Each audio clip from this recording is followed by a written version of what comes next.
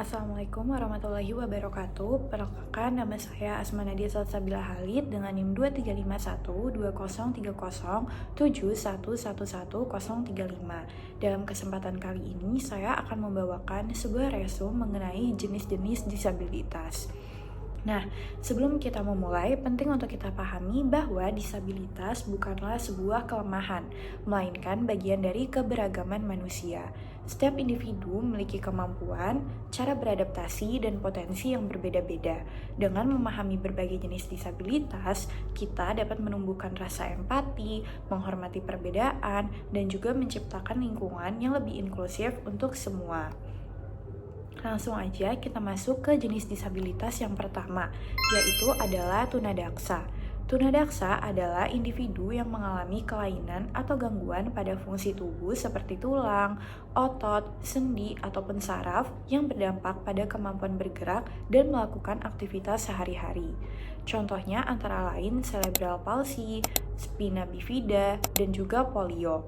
Cerebral palsy biasanya terjadi sejak lahir akibat gangguan pada otak yang mengatur gerakan tubuh.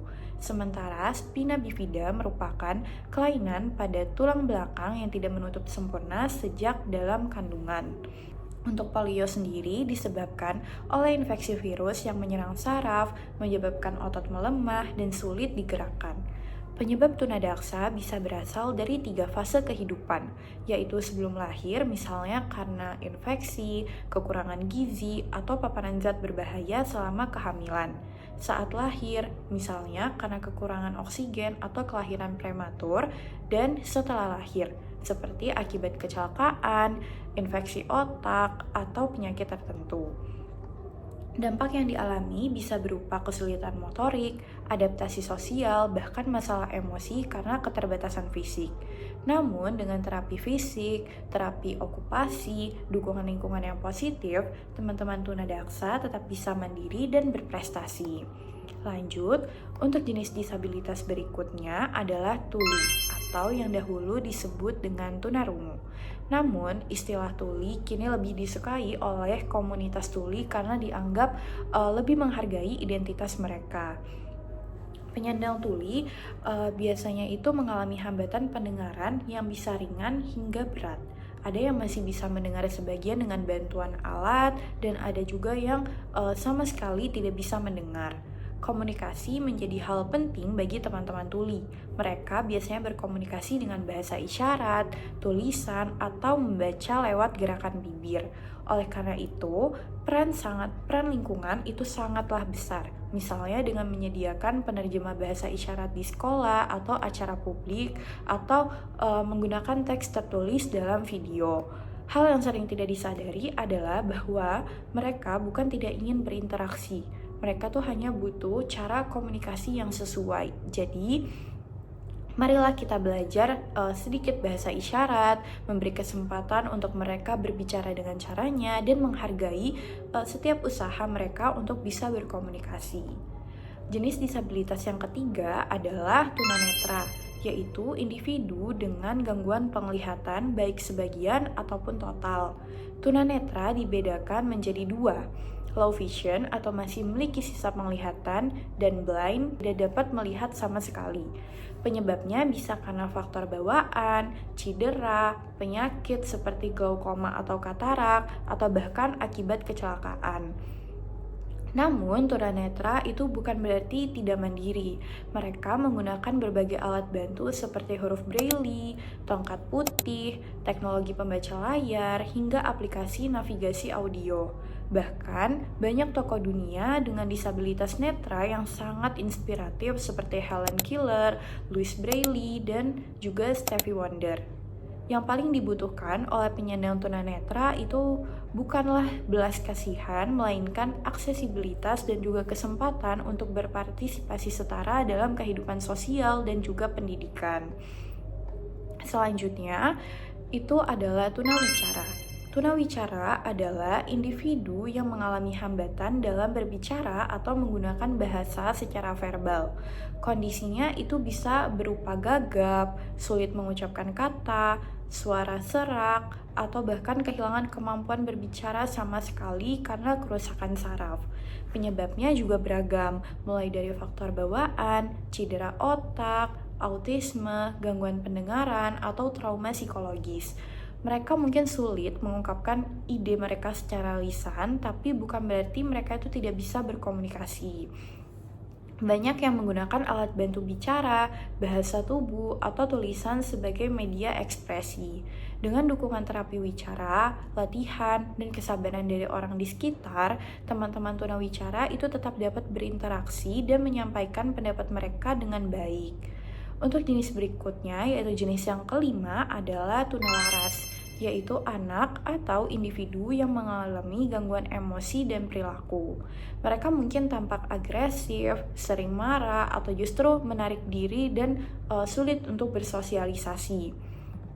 Gangguan ini bisa disebabkan oleh berbagai faktor seperti tekanan keluarga, kekerasan, pola asuh yang tidak konsisten, atau masalah psikologis bawaan. Secara internasional, tunalaras dikenal dengan istilah Emotional and Behavioral Disorder. Tunalaras terbagi menjadi dua tipe nih teman-teman. Yang pertama, externalizing behavior, seperti perilaku agresif atau melawan aturan, dan yang kedua, internalizing behavior, seperti kecemasan dan juga depresi. Hal yang penting untuk kita ingat, anak dengan tunalaras bukanlah mereka tuh nakal atau tidak disiplin atau tidak bisa diatur. Mereka tuh sedang kesulitan mengendalikan emosi dan juga membutuhkan dukungan dari kita. Pendekatan yang penuh kasih, konsisten, dan kolaborasi antara guru, orang tua, dan juga psikolog sangat membantu mereka berkembang lebih baik. Jenis selanjutnya, jenis yang keenam adalah disabilitas intelektual, yang dulu dikenal mungkin dengan sebutan tunagrahita atau retardasi mental. Namun, kini istilah tersebut tidak digunakan lagi karena terkesan negatif. Disabilitas intelektual adalah kondisi ketika seseorang memiliki kemampuan intelektual dan adaptif di bawah rata-rata. Mereka mungkin kesulitan memecahkan masalah, memahami pelajaran, atau mengurus kebutuhan sehari-hari. Penyebabnya bisa karena faktor genetik seperti Down syndrome, infeksi saat kehamilan, atau kekurangan oksigen saat lahir.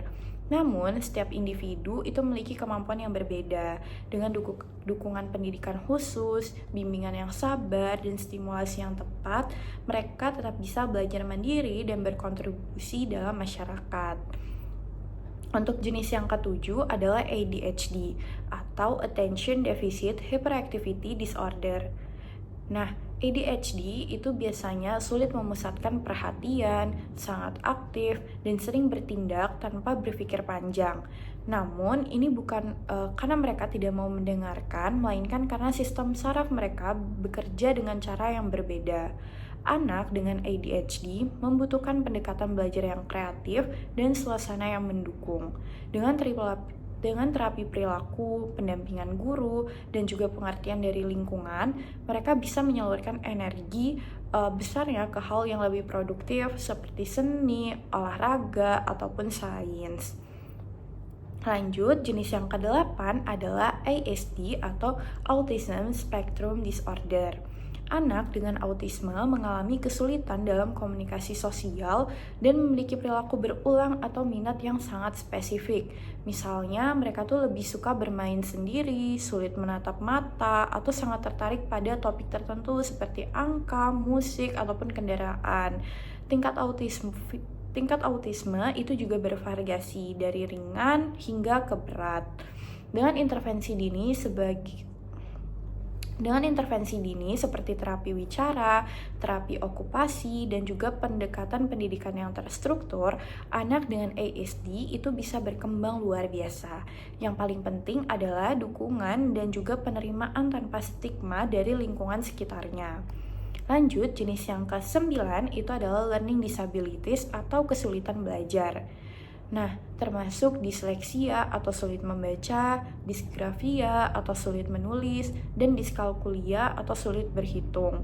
Anak dengan kesulitan belajar itu biasanya cerdas, tetapi cara otak mereka itu memproses informasi berbeda dari kebanyakan orang.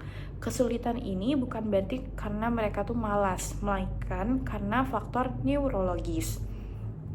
Mereka itu membutuhkan strategi belajar yang sesuai seperti bantuan visual, latihan berulang, dan juga bimbingan individu. Dengan pendekatan yang tepat, mereka bisa berprestasi sama seperti teman-teman lainnya. Untuk jenis yang ke-10, itu adalah layanan dan dukungan bagi penyandang disabilitas. Salah satu contoh datang dari Australia bernama Program National Disability Insurance Scheme atau NDIS. Program ini memberikan dukungan kesehatan, pendidikan, dan juga sosial agar penyandang disabilitas bisa hidup lebih mandiri dan berpartisipasi penuh di masyarakat. Konsep ini sejalan dengan semangat inklusif yang kini juga sedang berkembang di Indonesia, di mana setiap orang tanpa terkecuali berhak mendapatkan kesempatan yang sama untuk tumbuh dan juga sukses. Dari semua jenis disabilitas yang kita bahas, satu hal penting yang bisa kita pelajari adalah bahwa disabilitas itu tidak mendefinisikan seseorang, tetapi setiap individu itu punya kemampuan, impian, dan potensi untuk berkontribusi.